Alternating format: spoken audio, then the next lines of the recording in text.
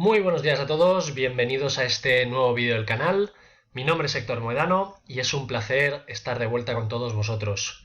En el día de hoy vamos a continuar con la preparación de todo el apartado cuantitativo, concretamente el valor del dinero en el tiempo, que es el contenido que estábamos revisando estos días.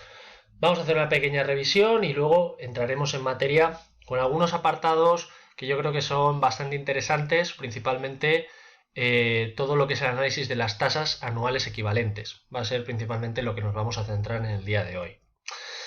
Por ir rápido, análisis cuantitativo, lo comentábamos en el anterior vídeo. El análisis cuantitativo lo que viene a plantear o lo que viene a determinar es básicamente toda aquella metodología que tiene una base numérica, una base estadística y que busca tratar de evaluar las inversiones, tratar de compararlas entre ellas, tratar de determinar cuáles son las óptimas. Bueno, lo que hablábamos en la sesión anterior, básicamente. El contenido lo tenéis aquí estructurado, valor del dinero en el tiempo, probablemente tengamos uno o dos vídeos más de este ítem, y luego pues poco a poco iremos avanzando en este esquema que os dejé también en el vídeo anterior, ¿vale?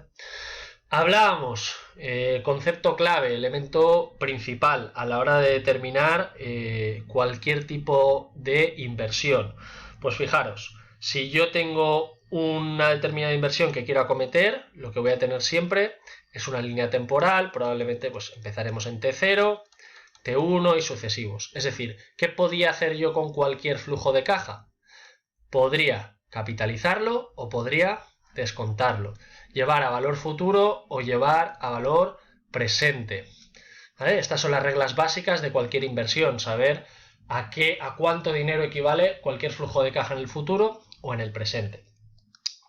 Para ello, ¿cuál es el elemento clave? Lo que conocemos como tipo de interés. Vamos a dejarlo aquí. Tipo de interés. El tipo de interés es el valor, es el precio del dinero, es a la tasa a la que yo voy a descontar o capitalizar. Por lo tanto, ¿qué debo de entender? Pues si yo voy a aplicar un tipo de interés compuesto o un tipo de interés simple.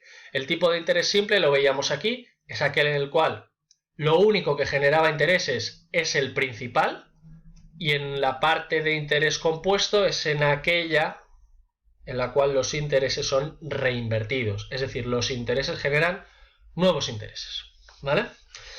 Por ejemplo, pensemos en una inversión que yo quiero acometer a 2 años y yo quiero hacer una inversión de $300 aproximadamente, ¿vale?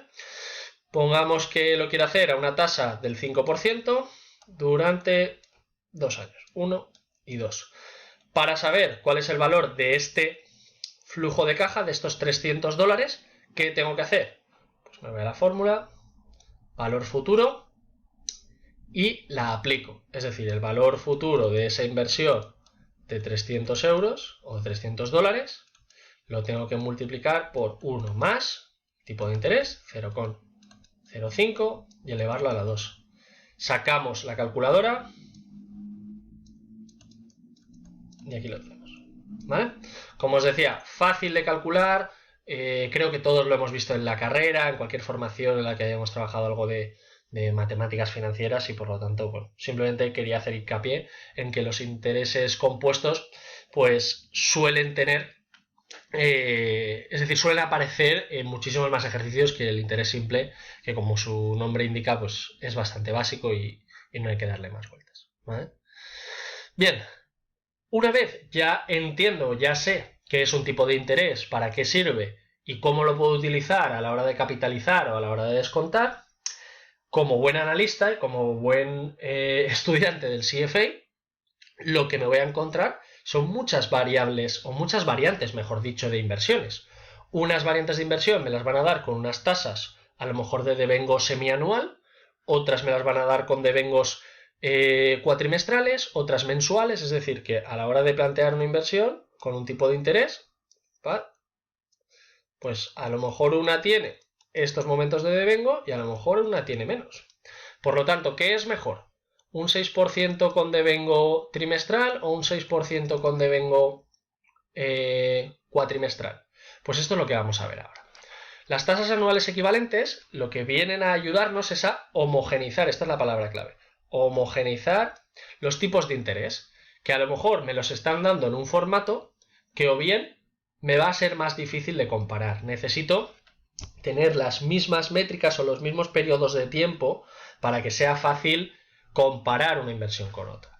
Fijaros, aquí hablábamos de que teníamos una inversión de un 6% a un año, ¿vale? Ese 6%, si yo estoy invirtiendo 1000, voy a tener 1060 al cabo de un año. Pero, ¿y si me están dando un determinado tipo de interés que es distinto a ese 6%, pero me lo están dando en otro momento o con otros momentos de devengo, ya sea trimestrales, ya sean mensuales? Pues para esto sirve la tasa anual equivalente. Aquí, en este ejemplo, este 2,96%, si nosotros lo capitalizamos, nos vamos a dar cuenta que ese 2,96 con devengo semestral, es decir, con un devengo 2, primeros 6 meses y segundos 6 meses, este tipo de interés es completamente equivalente a ese 6% anual que estábamos hablando antes. Este 0,49 con devengo mensual es completamente equivalente a esta tasa de aquí también del 6%. ¿Vale? Para eso sirve, para que inversiones que a priori parecen diferentes, como esta de aquí, un 2,96 con devengo semianual, o esta de aquí con un 0,49% de devengo mensual, podamos entender si es la misma, si es superior o es inferior. Porque de normal lo que solemos hacer es lo siguiente, y que esto nos serviría para el interés simple, pero para el compuesto no, que hemos dicho que la gran mayoría de ejercicios van a ser compuestos. Yo me cojo el 6% y lo divido entre 2. Vale, ya tengo el 3%. No. Acordaros que yo cuando estoy invirtiendo y yo estoy moviendo un determinado capital hacia el futuro o hacia el pasado y estoy trabajando con un interés compuesto, va a haber un pequeño extra, un extra de interés que van a ser, valga la redundancia, los intereses de los intereses. Vamos a verlo aquí. Un 6% anual de 1000 euros, estamos todos de acuerdo que son 1060. No obstante, si yo estoy invirtiendo a una tasa del 3%,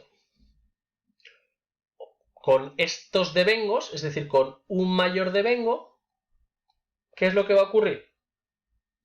Que cuando yo llegue al primer stop, voy a generar ya unos intereses que cuando me vaya ya al año 2 o al periodo 2, voy a tener no solo los intereses del principal más los intereses de los intereses. Y este exceso que veis aquí son los intereses de los intereses, ¿vale? Aquí lo tenéis también en valor absoluto. Por lo tanto, a medida que yo voy teniendo más momentos de devengo, mis intereses van a ser superiores. ¿Lo veis? ¿Por qué? Porque esos pequeños intereses que se van generando, a su vez, poco a poco, van generando nuevos. Por lo tanto, este 6% anual y este 3% semianual no son tasas anuales equivalentes. Las tasas anuales equivalentes se calculan de la siguiente manera, ¿vale? Lo primero, TAE, que en inglés, EAR, ¿vale? Lo mismo. Entonces, ¿cuál es la fórmula del EAR? Que os lo voy a dejar aquí. Pues muy sencillo. 1 más tipo de interés partido número de periodos elevado al número de periodos menos 1. Esa es la tasa anual equivalente. Primer ejemplo, vamos a calcular. Determina la tasa anual equivalente de un 12% semianual con interés compuesto.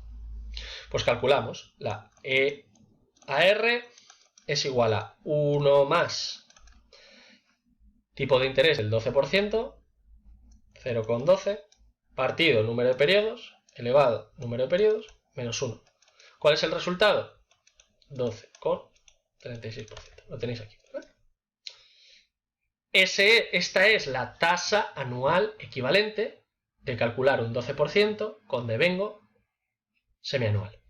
¿Veis cómo no es el 12? Es ya un poquito más. Y conforme vamos avanzando, si os fijáis, la tasa anual equivalente es superior.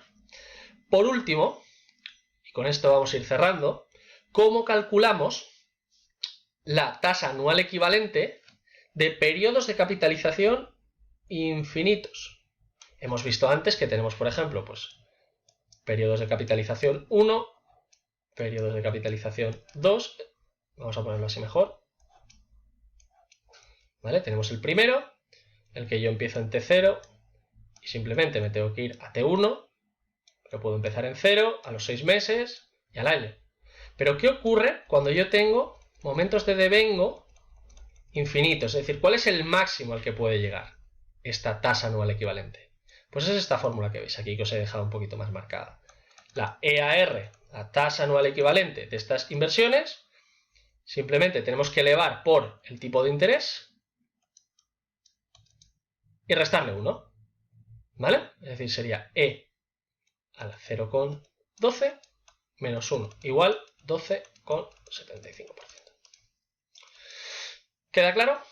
Perfecto. Por lo tanto, tasas anuales equivalentes nos sirven para tratar de homogeneizar inversiones que son diferentes a simple vista, que pueden ser iguales, que pueden ser mejores, que pueden ser peores, y nos permiten entender cuáles son más óptimas o cuáles son más desfavorables. Con esto lo vamos a dejar aquí. En la siguiente sesión vamos a trabajar todo el concepto de perpetuidad y de anualidad. Haremos ejercicios también y ya poco a poco iremos dando por cerrado todo lo que es el contenido del valor del dinero en el tiempo. Dicho esto, os agradezco muchísimo las visitas del vídeo. Os agradecería muchísimo que si te ha gustado el contenido, pues le puedas dar a me gusta, sobre todo para que le pueda llegar a mucha más gente, que lo compartas, que te suscribas también al blog de Rankia y por supuesto al canal. Y dicho esto, un placer estar con vosotros de nuevo y nos vemos en el siguiente vídeo. Un saludo.